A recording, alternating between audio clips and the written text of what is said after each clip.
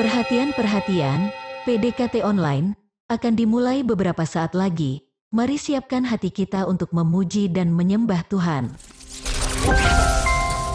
Shalom Sobat DC Ministry dimanapun berada. Puji syukur kepada Tuhan buat kasih setianya yang selalu melimpah bagi kita. Firman Tuhan dalam Yohanes 15 ayat 7 berkata, "Jikalau kamu tinggal di dalam aku dan firmanku tinggal di dalam kamu, mintalah apa saja yang kamu kehendaki dan kamu akan menerimanya." Sebab itu bagi semua kita yang rindu untuk menerima berkat dari Tuhan, mari saya ajak kita semua untuk menyembah Tuhan dengan lagu Dia Hanya Sejauh Doa.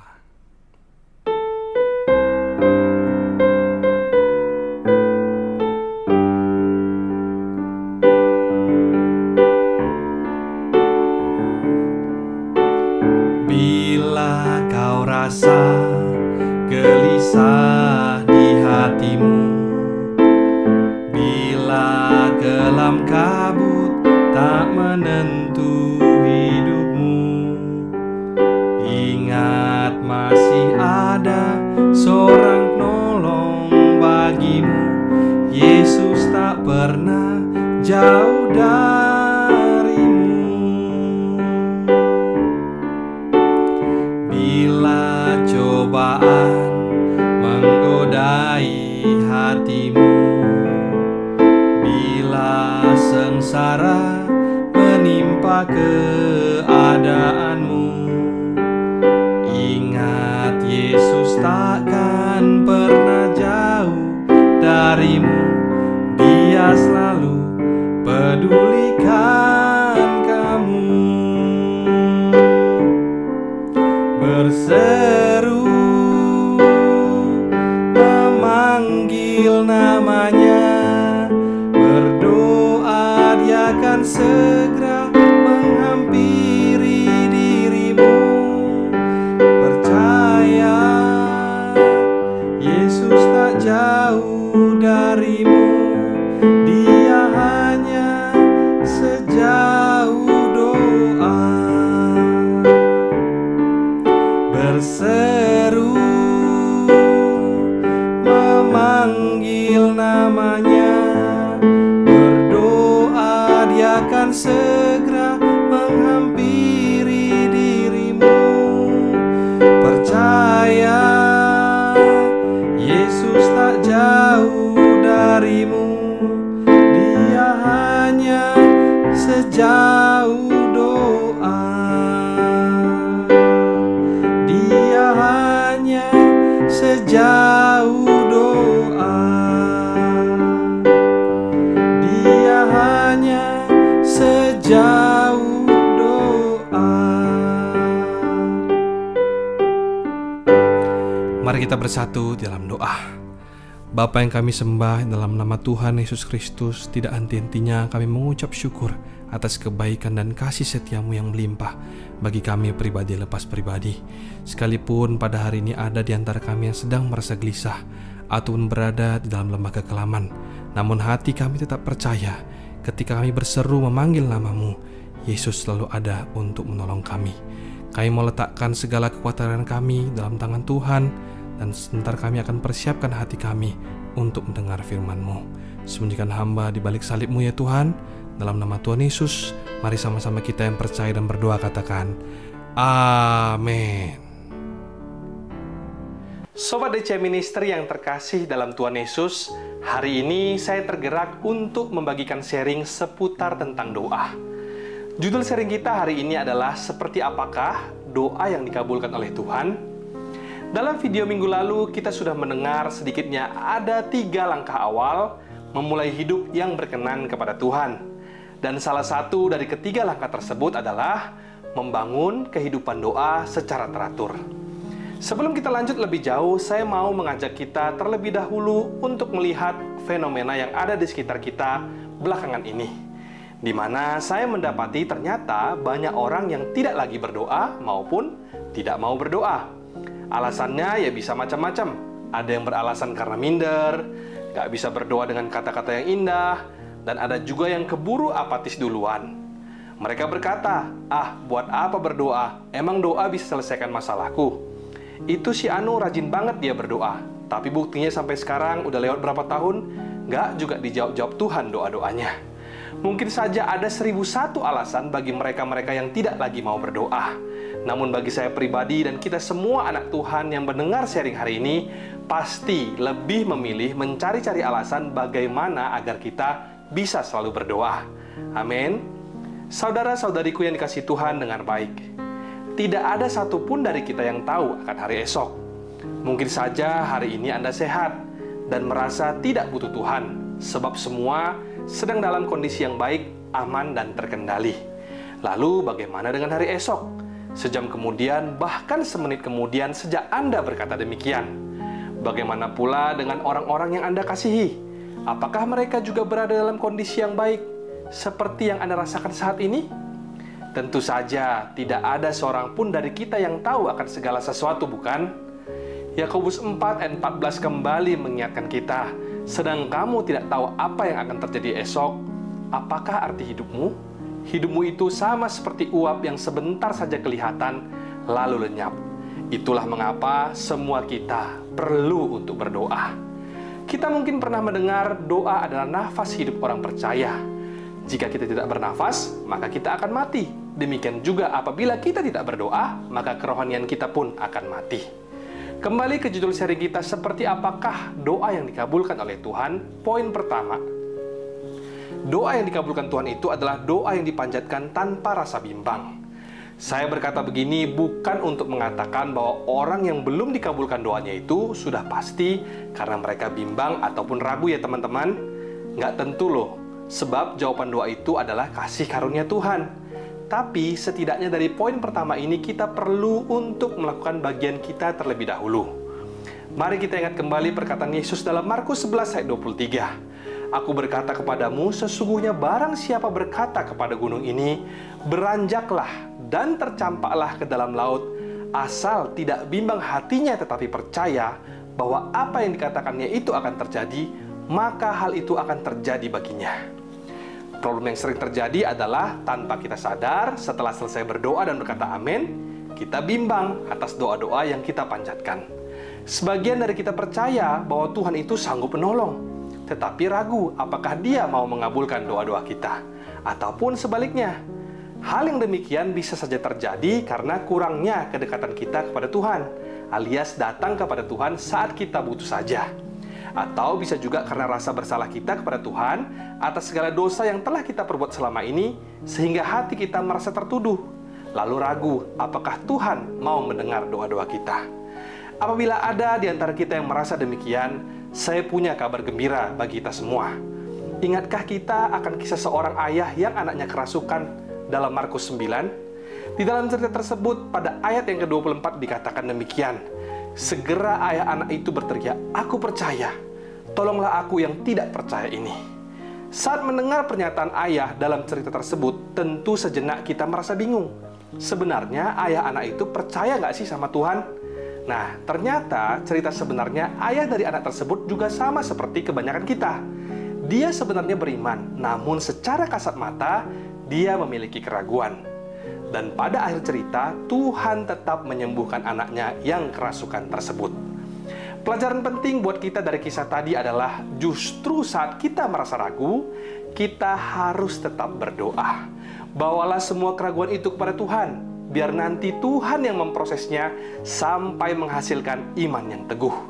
Sementara itu, di sisi kita, haruslah secara konsisten untuk menjaga hidup benar dan menyingkirkan segala dosa yang telah sempat merintangi hubungan kita dengan Tuhan. Poin berikutnya atau poin kedua, doa yang dikabulkan Tuhan adalah doa yang dipanjatkan dengan motivasi yang benar, tulus, dan tidak bertele-tele. Firman Tuhan dalam Matius 6 ayat 5-7 berkata, "Dan apabila kamu berdoa, janganlah berdoa seperti orang munafik. Mereka suka mengucapkan doanya dengan berdiri-diri dalam rumah-rumah ibadat dan pada tikungan-tikungan jalan raya supaya mereka dilihat orang. Aku berkata kepadamu, sesungguhnya mereka sudah mendapat upahnya." Ayat yang ke-6, "Tetapi jika engkau berdoa, masuklah ke dalam kamarmu, tutuplah pintu dan berdoalah kepada Bapamu yang ada di tempat tersembunyi. Maka Bapamu yang melihat yang tersembunyi akan membalasnya kepadamu." ayat yang ketujuh, lagi pula dalam doamu itu janganlah kamu bertele-tele seperti kebiasaan orang yang tidak mengenal Allah. Mereka menyangka bahwa karena banyaknya kata-katanya, doanya akan dikabulkan. Nah, apa yang barusan kita baca tadi tentu bisa menjadi obat penawar bagi hati setiap orang yang merasa minder, karena tidak bisa berdoa dengan kata-kata yang indah. Sebab ternyata doa bukanlah ajang untuk pamer kebolehan demi mendapat pujian orang, tetapi doa sesungguhnya adalah sebuah cara kita untuk berkomunikasi dengan Tuhan, yang disampaikan dengan sikap hormat dan dibekali juga dengan motivasi yang benar. Karena doa bukanlah formalitas, namun merupakan sebuah cerminan hubungan antara seorang anak dengan bapaknya. Jadi buat teman-teman yang merasa dirinya belum fasih berdoa, nggak perlu khawatir lagi ya. Sepanjang hati dan motivasi kita benar di hadapan Tuhan, doa dengan kata-kata yang sederhana pun bila dengan yakin didoakan, sangatlah besar kuasanya. Poin terakhir, doa yang dikabulkan Tuhan itu adalah doa yang dipanjatkan dengan berserah penuh kepada kehendak-Nya. Kita tentu sudah sering mendengar ayat firman Tuhan dalam Matius 7 ayat 7 yang berkata, "Mintalah, maka akan diberikan kepadamu. Carilah, maka kamu akan mendapat. Ketoklah, maka pintu akan dibukakan bagimu." Secara spesifik, Tuhan menyuruh kita untuk meminta kepadanya di saat kita membutuhkan atau menginginkan sesuatu dari Tuhan. Namun, kembali sebentar ke poin pertama, perihal tentang doa yang belum dijawab. Itu sama halnya dengan tidak ada seorang pun dari kita yang tahu apa yang terjadi esok. Demikianlah juga dengan apa yang kita doakan hari-hari ini. Pikiran kita bisa berkata kalau apa yang kita minta dalam doa itu baik, tetapi belum tentu hal tersebut yang terbaik menurut Tuhan. Atau bisa jadi juga Tuhan sedang menunggu saat yang tepat untuk mengabulkan doa-doa kita.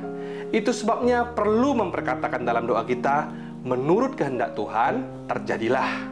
Dalam Lukas 22 ayat 42, Yesus berdoa demikian, "Ya Bapakku, jikalau Engkau mau, ambillah cawan ini daripadaku, tetapi bukanlah kehendakku, melainkan kehendak-Mu lah yang terjadi." Yesus berdoa kepada Allah untuk mengambil cawan itu daripadanya. Tetapi Yesus juga berdoa agar kehendak Allah lah yang terjadi, bukan kehendaknya. Walaupun Allah tidak mengambil cawan itu, namun Allah memberikan kekuatan kepada Yesus untuk menghadapi penderitaan yang akan dialaminya. Sebab semua itu haruslah tergenapi, agar semua orang berdosa bisa diselamatkan melalui peristiwa penyaliban Yesus. Demikian halnya dengan kita yang berdoa hari-hari ini. Mungkin setelah kita berdoa masalah itu tetap ada. Namun yang membuat berbeda, setelah kita berdoa, kita bisa merasakan hadirat Tuhan secara nyata di dalam hidup kita. Hadirat Tuhan inilah yang akan bekerja secara supranatural, mendatangkan kekuatan, damai sejahtera, dan sukacita bagi hati dan pikiran kita sehingga mampu menyelesaikan seluruh persoalan yang kita hadapi. Dengan ini saya selesai. Ada 3 poin penting dari sharing kita hari ini yang berjudul seperti apakah doa yang dikabulkan oleh Tuhan. Pertama, doa yang dipanjatkan tanpa rasa bimbang. Yang kedua, doa yang dipanjatkan dengan motivasi yang benar, tulus dan tidak bertele-tele. Dan yang terakhir, doa yang dipanjatkan dengan berserah penuh pada kehendak Tuhan. Doa orang benar, bila dengan yakin didoakan, sangat besar kuasanya. Tetaplah berdoa dan Tuhan Yesus memberkati. Sebelum kita menutup perjumpaan hari ini dengan doa, mari kita bersama bernyanyi lagu Ajar Ku Mengerti.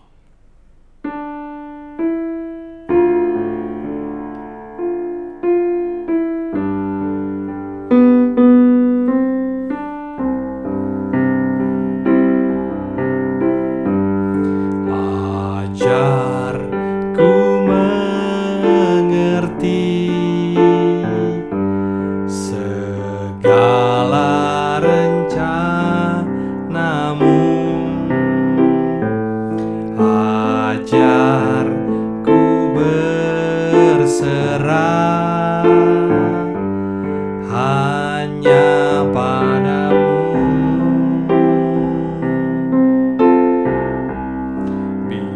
Bimbinglah jalanku dalam terang firman-Mu,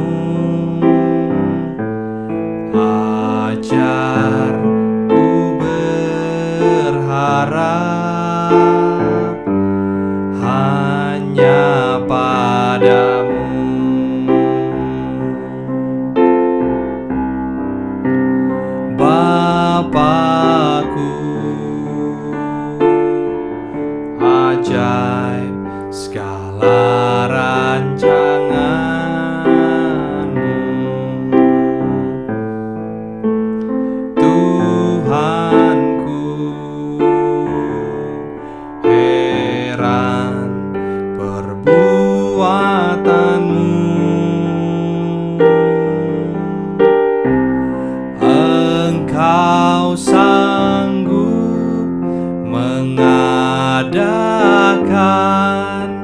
segala yang ku perlukan menurut kehendak-Mu, terjadilah.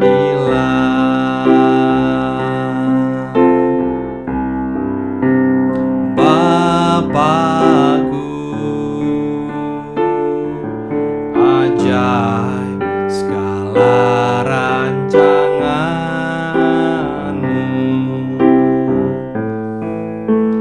Tuhanku, heran perbuatan-Mu. Engkau sanggup mengadakan segala yang ku perlukan menurut kehendak-Mu, terjadilah.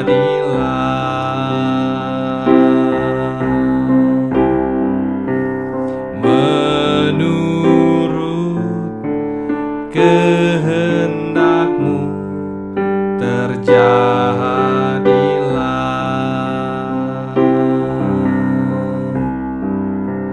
Menurut kehendak-Mu, terjadilah.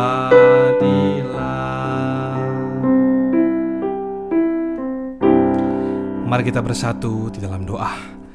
Bapa yang kami sembah, di dalam nama Tuhan Yesus Kristus, terima kasih Tuhan buat sharing firman yang disampaikan oleh hamba-Mu.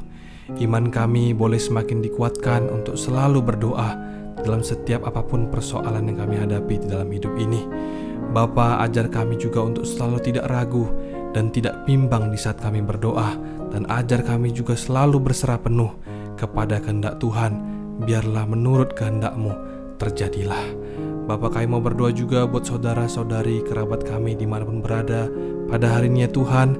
Biarlah kiranya kasih, berkat dan rahmat daripada-Mu senantiasa melimpah buat mereka pribadi lepas pribadi. Terima kasih Tuhan Yesus. Mari sama-sama kita buka hati dan angkat tangan untuk menerima berkat dari Tuhan. Kasih karunia yang berlimpah-limpah daripada Allah Bapa di dalam anaknya yang tunggal Yesus Kristus, persekutuan yang manis dengan Roh Kudus menyertai saudara sekalian mulai hari ini sampai Tuhan Yesus datang menjemput kita di awan-awan, bahkan sampai selama-lamanya. Yang percaya bersama-sama katakan amin, amin, amin.